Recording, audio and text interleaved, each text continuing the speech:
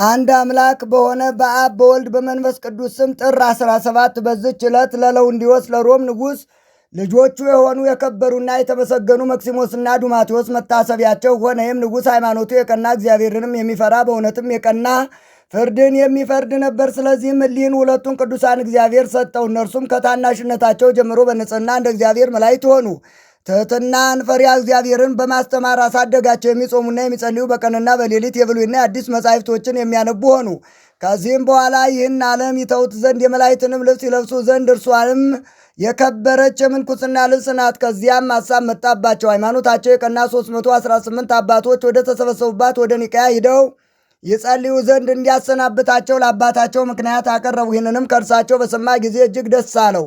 ከብዙ አገልጋዮችና ከብዙ ሰራዊት ጋር አሰናበታቸው። ከኒቃያ አገር በደረሱ ጊዜ ከከበረ ቦታ በረከትን ተቀበሉ። ሰራዊቱንም ወደ ንጉሥ አባታቸው ጌታችን ንጉሥ ሆይ እኛ ከዚህ ጥቂት ቀን መቆየት እንሻለን ከሚል ጽሑፍ ጋር ጽፈው ላኩ። ከዚህም በኋላ ለአንድ ጻድቅ መነኮስ ሐሳባቸውን ገለጡ። እንዲህም አሉት፣ ከአንተ ዘንድ የምንኩስና ልብስ እንድንለብስ እንሻለን። እርሱም እኔ ከንጉሥ አባታችሁ የተነሳ አፈራለሁ። ነገር ግን ወደ ሶርያ ሂዱ፣ ስሙ አጋቢዎስ የሚባል ከዚህ ሃይማኖቱ የቀና ካህን ደግ መነኮስ አለ አላቸው። ይህንንም ሲላቸው ምክሩን ተቀብለው ወደ ሶርያ ተጉዘው ወደ ቅዱስ አባ አጋቢዎስ ደረሱ። ሐሳባቸውንም ገለጡለት። እርሱም ተቀብሎ የምንኩስና ልብስን አለበሳቸው። እስከሚያርፍበትም ቀን ድረስ ከእርሱ ዘንድ ኖሩ። ከእረፍቱም አስቀድሞ ያየውን ራእይ ነገራቸው። ታላቁ አባ መቃርስ ወደ እርሱ እንደመጣና ልጆች መክሲሞስና ዱማቴዎስ ለእኔ ልጆቼ የሆኑኝ ዘንድ ወደ እኔ ወደ አስቄጥስ ገዳም እንዲመጡ ከመሞቴ በፊት እዘዛቸው አለው። ዳግመኛም እንዲህ አላቸው፣ ልጆች እኔ ይህን ሰው አባ መቃርስን በሥጋው አየው ዘንድ እመኝ ነበር። እነሆ በመንፈስ አየሁት። እናንተም ከሞትኩ በኋላ ወደ እርሱ ሂዱ። ካረፈም በኋላ አልሄዱም። በዚያ በሶርያ አገር ኖሩ እንጂ እግዚአብሔርም ሀብተ ፈውስ ሰጥቷቸው በሽተኞችን የሚፈውሱ ሆኑ። ወሬያቸውም በአገሮች ሁሉ ተሰማ። በባህርና በየብስ ከሚነግዱ ነጋዴዎች የመርከብ መዛነቢያዎች መስራት ተምረው ከድካም ዋጋቸው በየጥቂቱ የሚመገቡና የተረፈውን ለድሆችና ለችግረኞች የሚሰጡ ሆኑ። እግዚአብሔርም በእጆቻቸው ከሚሰራቸው ድንቆይ ታምራቶች የተነሳ የቅዱሳን መክሲሞስና ዱማቴዎስ ስም መናፍስት ርኩሳን በሚሰሙ ጊዜ ከሰዎች ወጥተው ይሸሻሉ። ሰዎቹም ያን ጊዜ በጌታ ኃይል ይድናሉ፣ ጤነኞችም ይሆናሉ። እጅግ ታላቅ የሆነ በጎዳና አጠገብ የሚኖር ከይሲ ነበር። ብዙዎችም ሰዎችም አጥፍቷል። የአገር ሰዎችም ወደ ከበሩ መክሲሞስና ዱማቴዎስ መጥተው ከዚያ ከይሲ ያድኗቸው ዘንድ ለመኗቸው። አባ መክሲሞስ ክርታስ አንስቶ እንዲህ ብሎ ጻፈ። የብፁዕ መቃርዮስ አምላክ በሆነ መንፈስ ቅዱስንም በለበሰ በአባታችን በአጋቢዎስ አምላክ በያው እግዚአብሔር አካላዊ ቃል በጌታችን ኢየሱስ ክርስቶስ ስም ይህ ደብዳቤ ከዋሻህ ደጅ ቢደርስ አንተ ወጥተህ ሙት፣ የሰማይ ወፎችም ይብሉህ። አንድ ሰውም ያችን ደብዳቤ ተቀብሎ ሄደ። በዚያም የዘንዶ ዋሻ ደጃፍ አኖራት። በዚያንም ጊዜ ዘንዶ ወጥቶ ሞተ።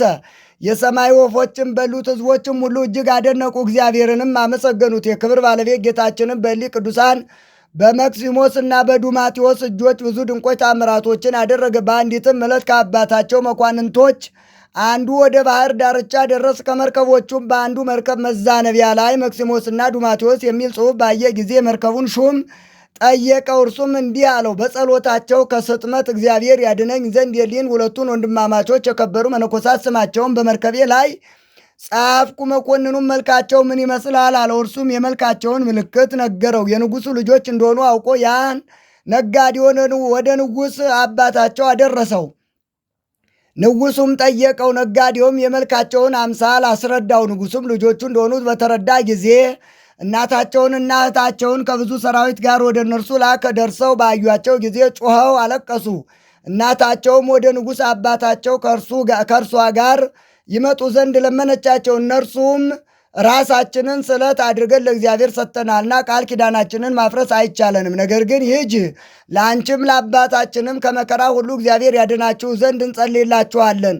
በዚህም አነጋገር አረጋጓት። በመለየቷን ፈጽማ እያዘነች ተመለሰች። ወደ ንጉሡም በደረሰች ጊዜ ከእነርሱ የሆነውን ነገረችው። ንጉሡም ለሚስቱና ለባለሟሎቹ እንዲህ አለ፣ በእግዚአብሔር ኢየሱስ ክርስቶስ ዘንድ የሕይወት ድል ይሆኑን ዘንድ እንተዋቸው፣ ጸሎታቸውም ይጠብቀናል። በዓለም ውስጥ ያለ ክብር ሁሉ እንደ ሕልም ኃላፊ ጠፊ ነውና፣ እነርሱ ግን የማያልፍ መንግሥትን አተረፉ። በዚያም ወራት የሮሜ ሀገር ሊቀ ጳጳሳት አረፈ። ስለሚሾሙትም ሊቀ ጳጳሳት ይማከሩ ዘንድ ኤጲስቆጶሳት ጳጳሳትም ተሰበሰቡ። የከበረ መክሲሞስንም አሰቡትና ሁሉም ለዝች ሹመት እርሱ በእውነት ይገባል ተባባሉ። በሽተኞችን ይፈውስ ዘንድ ብዙዎች የሆኑ ድንቆይ ተአምራቶችንም ያደርግ ዘንድ እግዚአብሔር ታላቅ ጸጋ ሰጥቶታልና በዕድሜውም ወጣት ቢሆን ክርስቶስ በውስጡ በቤተ ክርስቲያንም ሕግና ስርዓት ሁሉ ፍጹም ነው። ይህንንም በሰሙ ጊዜ አባቱና እናቱ ደስ አላቸው። መኳንንቶችንም ላኩ። የከበሩ መክሲሞስና ዱማቴዎስ ወደ ሮሜ ሰዳቸው ዘንድ ወደ ሶርያ አገረ ገዥ ደብዳቤ አብረው ላኩ። እሊህም ቅዱሳን ሰምተው እጅግ አዘኑ። አባታቸው አባ አጋቢዎስም ያዘዛቸውን አሰቡ። በዚያንም ጊዜ ተነሱ። ልብሶቻቸውንም ለውጠው ወደ ኤርትራ ባህር ዳርቻ ተጓዙ። ወዴትም እንደሚጓዙ አያውቁም። ውሃን በሚጠሙ ጊዜ እግዚአብሔር መራራውን ውሃ ለውጦ ጣፋጭ አድርጎላቸው ይጠጣሉ። ከዚህም በኋላ ከእርሱ ዘንድ ረድኤትን ኃይልን ላከላቸውና ከሶርያ አገር ተሸክማ ወደ አስቄጥስ ገዳም አደረሰቻቸው። ወደ አባ መቃርስም ገብተው በእርሱ ዘንድ መኖርን እንደሚሹ ነገሩት። እነርሱም በጸጋ የለመለሙ እንደሆኑ ባየ ጊዜ በገዳም መኖርን የማይችሉ መሰለው። በገዳም ያለውን ችግር ነገራቸውና በዚህ መኖር አትችሉም አላቸው። እነርሱም አባታችን ወይ ተወን፣ ከዚህ መኖር ካልተቻለን እንሄዳለን ብለው መለሱለት። ከዚህም በኋላ ሰሌን መስራትን አስተማራቸው። ሰሌንም የሚቆርጡበትን ወንዝ አሳያቸው። ማደሪያቸውንም እስከሚሰሩ ድረስ ረዳቸው። የእጅ ስራቸውንም የሚሸጥና ምግባቸውን የሚያመጣላቸው አንድ ሕዝባዊ ሰው አምጥቶ አገናኛቸው። እንዲህም ሆነው ከቶ ከሰው ሳይገናኙ 3 ዓመት ኖሩ። ነገር ግን በጭልታና በዝምታ ወደ ቤተ ክርስቲያን የሚገቡና ሥጋውንና ደሙን ተቀብለው ወደ ማደሪያቸው የሚመለሱ ሆኑ። 3 ዓመት ያህል ወደ እርሱ ስላልመጡና ስላልጎበኙት አባታቸው አባ መቃርስ ከእርሳቸው የተነሳ አደነቀ። ሥራቸውንም ይገልጥለት ዘንድ ወደ ጌታችን ለመነና ተነስቶ ወደ እርሳቸው ሄደ። እነርሱም በመምጣቱ ደስ ተሰኙበት። በዚያችም ሌሊት ከእርሳቸው ጋር አደረ። ለጸሎትም በተነሱ ጊዜ የእሳት ሐብል ከአፋቸው ሲወጣና ወደ ሰማይ ሲደርስ ሰይጣናትም እንደ ዝንቦች ሲከቡት የእግዚአብሔርን መልአክ በእሳት ሰይፍ ዝንቦቹን ሲያባረራቸው የከበሩ መክሲሞስንና ዱማቴዎስን አያቸው። በነጋም ጊዜ አስኬማን አለበሳቸው። ጸልዩልኝ ብሏቸው ሊሄድ ተነሳ። እነርሱም ሰገዱለትና አባታችን ሆይ አንተ በእኛ ላይ ትጸልይ ዘንድ ትባርከንም ዘንድ የሚገባ ነው አሉት።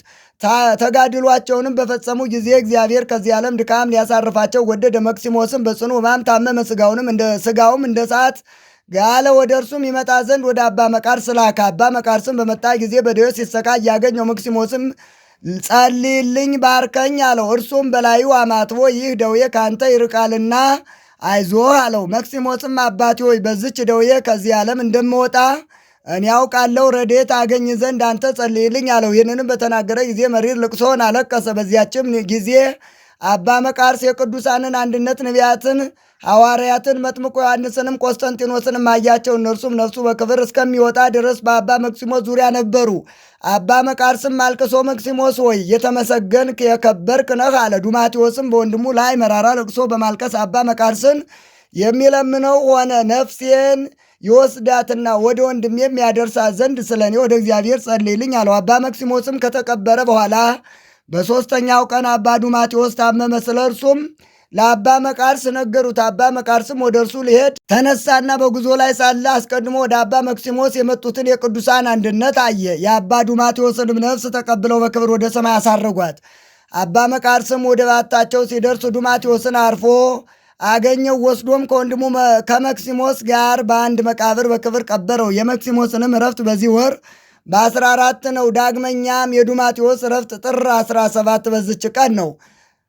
የከበረ አባ መቃርስም ያ ቦታ በስማቸው እንዲጠራ አዘዘ። እንዲሁም ደብረ በርሞስ ተብሎ እስከ ዛሬ የሚጠራ ሆነ። ለዘላለሙ መታሰቢያቸውም ሆነ።